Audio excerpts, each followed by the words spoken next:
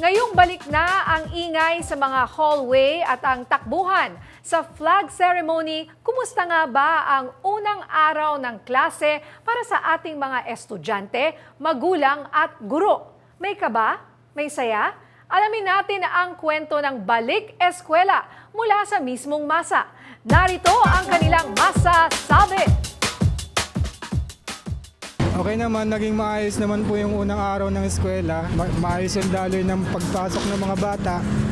Tapos excited sila pagdating nila ng classroom. Okay naman, walang hassle kasi dire-diretso pasok ng mga bata. Medyo nakaka-pressure po, kaya hirap po yung mga subject. Tulad ng inaasahan namin, naging maayos naman ang takbo ng unang araw ng eskwela dahil napaghandaan namin ito. Masaya naman po as in kaming college students po. Ako lang, nakakaba.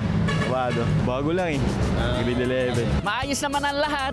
Maraming mga pulis na nagbabantay sa mga estudyante. Medyo magulo, mga magulang busy, maaga magising kasi mga bata maaga ang pasok. Okay naman po, excited siya.